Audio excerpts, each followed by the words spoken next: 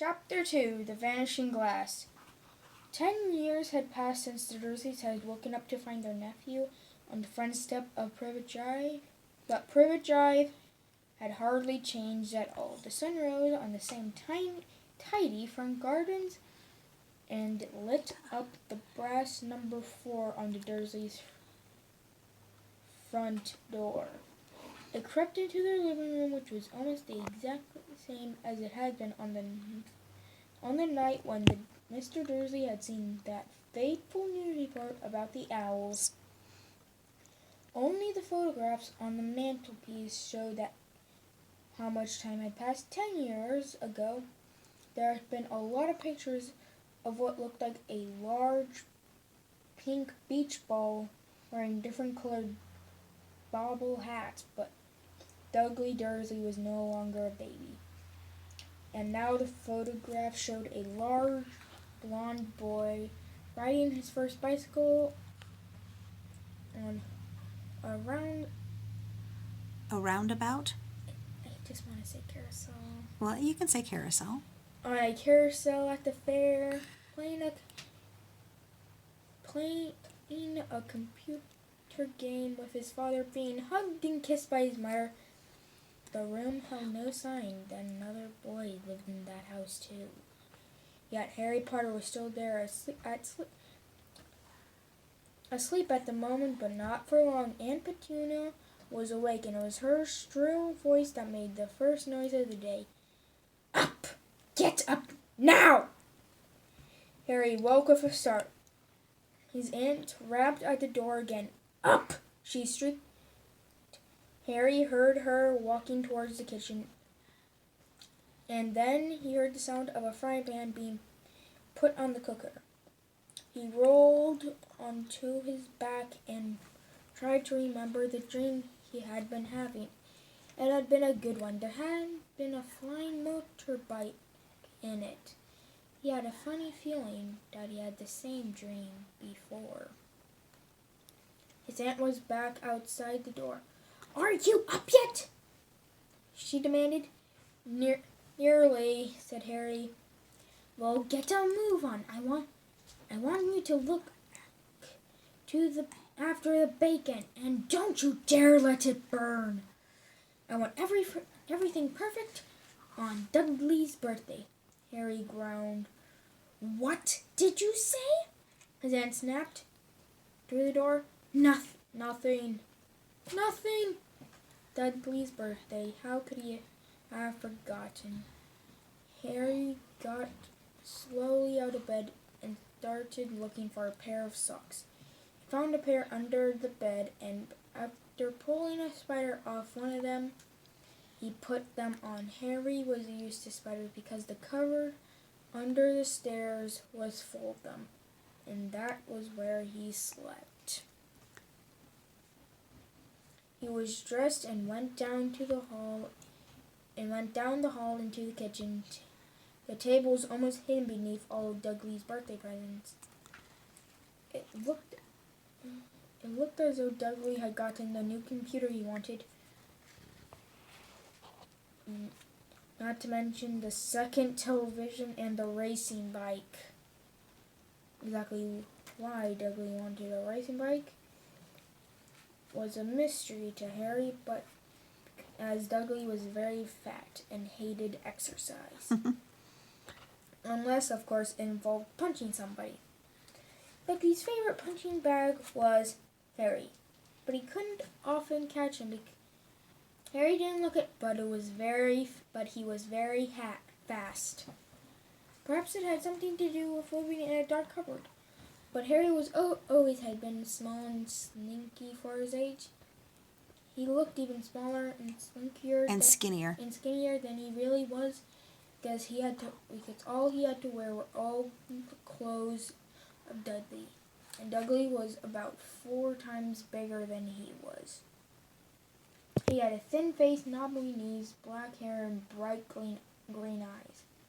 He wore round glasses that were held together with a lot of Scotch tape because of all the times Dudley had punched him on the nose.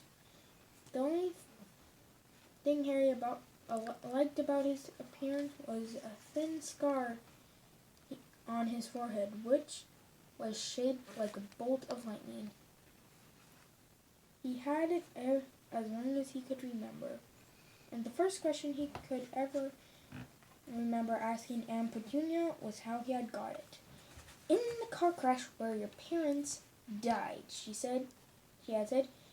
"And don't ask questions. Don't ask questions." That was the first rule of a quiet life with the Dursleys. Uncle Vernon entered the kitchen as Harry was turning over the bacon. "Comb your hair," by the way of a morning greeting. Once a week, Uncle Vernon looked over the top of his newspaper and shouted that Harry needed a haircut. Harry must have had more haircuts than the rest of the boys in his class put together. But it made no difference. His hair simply grew that way all over the place. Harry was frying eggs by the time Dudley arrived in the kitchen with his mother. Dudley looked a lot like Uncle Vernon. He had a large pink face and not that much neck and small watery blue eyes, and thick blonde hair that lay smoothly and thick on his fat head. And Aunt Petunia often said Dudley looked like a baby angel. Harry often said that Dudley often looked like a pig in a wig. Harry put the plates of eggs and bacon on the table, which was difficult because there wasn't much room. Dudley, meanwhile, was counting his presents. His face fell. 36, he said, looking at his mother and father. "That's 2 less than last year." "Darling, you haven't counted this present from you haven't counted Auntie Marge's present. See, it's under this big one from Mummy and Daddy." All right, 37 then," said Dudley, going red in the face. Harry, you could see a huge Dudley tantrum coming on, began wolfing down his bacon as fast as possible, in case Dudley turned over the table. Aunt Petunia obviously could sense danger too, because she said quickly, "And we'll buy you another 2 presents while we're out today." "How's that, Pumpkin? 2 more presents? Is that all right?" Dudley thought a moment. It looked like hard work. Finally, he said slowly, "So I'll have 39 sweetums," said Aunt Petunia. "Oh." Dudley sat down easily and grabbed the nearest parcel. "All right then." Uncle Vernon chuckled. "Little Tyke wants his mummy's worth, just like his father. Atta boy, Dudley." He ruffled Dudley's hair. At that moment, the telephone rang, and Aunt Petunia went to answer. While Harry and Uncle Vernon watched Dudley unwrap the racing bike, a camera, a remote control airplane, 16 new computer games,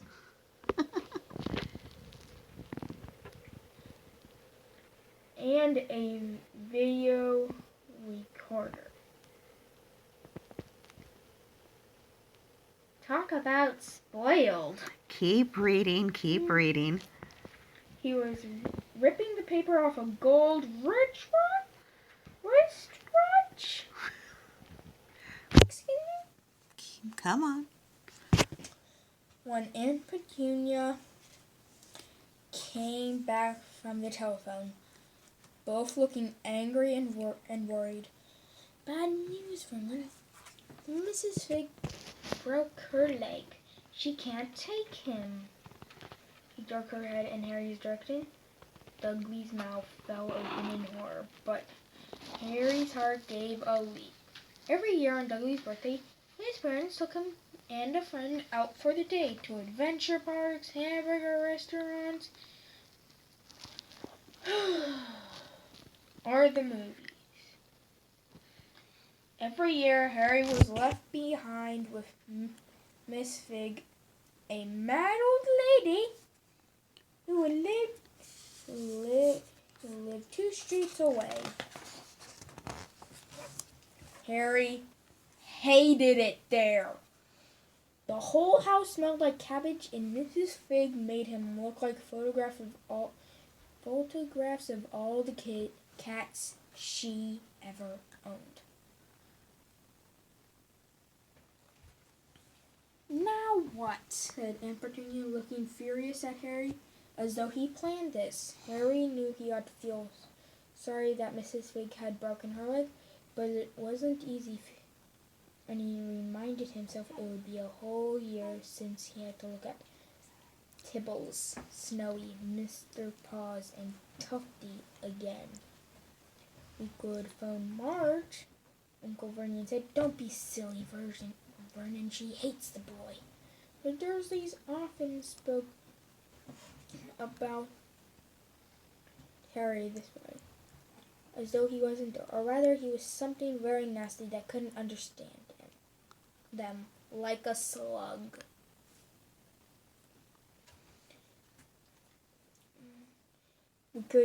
What about, what's her name, your friend, Yvonne, on holiday in Morocco.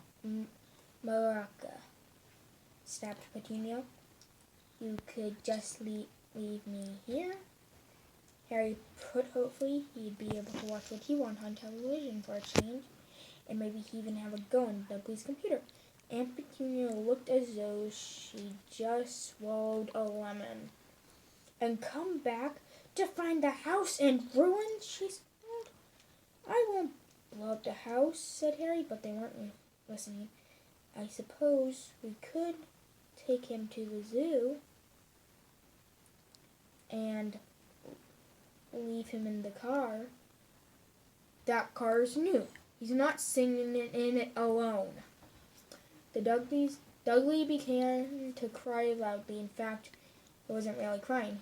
It had been years since he really cried. But he knew that if he screwed his face while his mother wailed, his mother would give him whatever he wanted. Mom, remember we would start at zoo? Oh, okay, so we're going to be done? Yeah. Okay, say goodbye to your grandparents and everybody.